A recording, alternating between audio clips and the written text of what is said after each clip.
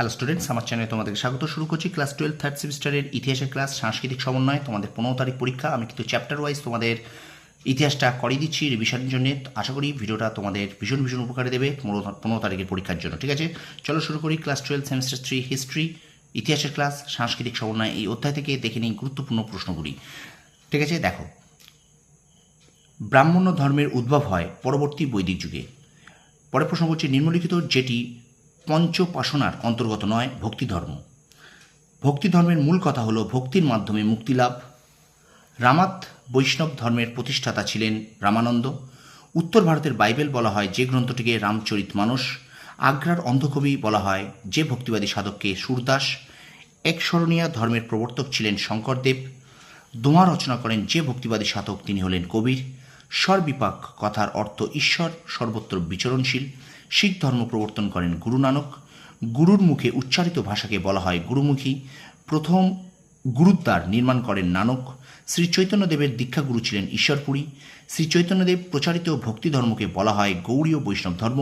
মীরাবাইয়ের দীক্ষাগুরু ছিলেন রাইদাস। ভক্তিবাদী সাধিকা মীরাবাইয়ের আরাধ্য দেবতা ছিলেন শ্রীকৃষ্ণ। চলো পরের প্রশ্ন দেখি। ললিত মাধব গ্রন্থটি রচনা করেন রূপ গোস্বামী। গীত গোবিন্দম কাব্যটি রচনা করেন জয়দেব। চৈতন্য চরিতামৃতের রচনাকার ছিলেন কৃষ্ণদাস কবিরাজ। প্রথম সুফি সাধক ধরা হয় আবু হাসান আল কুফিকে। ইসলাম ধর্মের স্বর্ণযুগ ধরা হয় যে সময়কে অষ্টম থেকে ত্রয়োদশ শতক। মুতাজিলা মতবাদের জনক ছিলেন ওয়াসিল ইবনে আতাকে। নিম্নোক্ত যে সুফি সাধক দাতা গঞ্জ বক্স নামে পরিচিত? উত্তরে অল হুজভিরি। অল হুজভিরির মাজারকে বলা হয় দাতা দরবার। কাশফুল মাহজুর গ্রন্থটি রচনা করেন অল হুজভিরি। যে সুফি দার্শনিক হজরত মোহাম্মদকে সর্বপ্রথম পরিপূর্ণ মানব বলে আখ্যায়িত করেন তিনি হলেন ইবন আরবি। আকবরিয়া সিলসিলার প্রতিষ্ঠাতা ছিলেন ইবন আরবি। নিম্নোক্ত যেটি সমগোত্রীয় বিষয় নেয় তা হল তাজকিয়া। সুফি সাধকরা ঈশ্বর আরাধনার সময় যে নামগান গাইতেন সমা, তাকে বলা হতো সমা। ভারতের চিস্তি সিলসিলা প্রতিষ্ঠা করেন খাজা মঈনুদ্দিন চিস্তি। খাজা মঈনুদ্দিন চিস্তি যে নামে পরিচিত ছিলেন তা হলো গরিব নওয়াজ। পরের প্রশ্ন দেখো, দিল্লির কুতুব মিনার যার স্মৃতির উদ্দেশ্যে নির্মিত হয় সেটি হল কুতুবউদ্দিন বখতিয়ার কাকি। সুফি সাধক বাবা ফরিদের দরগাকে বলা হতো বাহিশাদি দরওয়াজা। নোহ সিপাহর গ্রন্থটি রচনা করেন আমির খসরু। সুলতান উল মসইক উপাধিতে ভূষিত হয়েছিলেন নিজাম উদ্দিন আউলিয়া। পরের প্রশ্ন দেখে নাও। দেখো, চিরাগি দিল্লির উপাধিতে ভূষিত হন যে সুফি সাধক? নাসিরুদ্দিন চিরাগ। সুহরাবর্দী সিলসিলার প্রতিষ্ঠাতা ছিলেন শেখ সিয়াবুদ্দিন সুহরাবর্দী। নাকশবন্দি সিলসিলার প্রতিষ্ঠাতা ছিলেন খাজা বাহাউদ্দিন নাকশবন্দি। রৌশনিয়া সিলসিলা প্রতিষ্ঠা করেন মিয়া বায়াজিদ। পদ্মাবত কাব্যে রচিত ছিলেন মোহাম্মদ জয়সি। বিভিন্ন সুফি দরগায় তীর্থযাত্রাকে বলা হতো জিয়ারাত। কাশ্মীরের আকবর নামে পরিচিত ছিলেন জয়নাল আবেদিন। পরের এবার দেখো শূন্যস্থান পূরণ। ভক্তিবাদী আলভারগান হলেন ড্যাশের উপাসক বিষ্ণু। জ্ঞানযোগ, ভক্তিযোগ ও ধর্মযোগ উল্লেখ পাওয়া যায় ভগবদ্গীতা। ঈশ্বর স্বরবিপাক বা ঈশ্বর সর্বত্র বিচরণশীল উক্তিটি করেছেন নানক। গুরু কা লঙ্গার প্রতিষ্ঠা করেছিলেন নানক। শ্রী চৈতন্যদেবের সমসাময়িক উড়িষ্যার রাজা ছিলেন প্রতাপ রুদ্রদেব। আচ্ছা, ড্যাশের দরগা দাতা দরবার নামে পরিচিত অল হুজভিরি।